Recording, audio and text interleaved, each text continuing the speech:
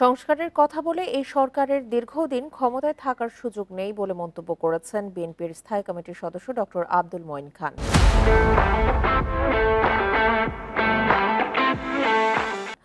শনিবার বিকেলে নরসিংদীর পলাশ বাস স্ট্যান্ডে শ্রমিক জনতার সমাবেশে তিনি কথা বলেন। ডক্টর মঈন খান বলেন, দেশে গণতন্ত্র ফিরিয়ে আনতে হবে।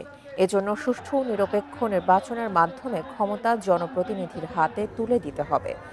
যারা সংস্কারের কথা বলে মিথ্যা অজুহাতে সরকারকে দীর্ঘায়িত করতে চায় তারা কখনো গণতন্ত্রের বন্ধু হতে পারে না। সারা দেশে বিগত সরকারের সময়ে শিল্প খাতে দুর্নীতি লুটপাট হয়েছে উল্লেখ করে তিনি আরও বলেন, আওয়ামী লীগ শিল্প প্রতিষ্ঠানগুলো ধ্বংস করে দিয়েছে।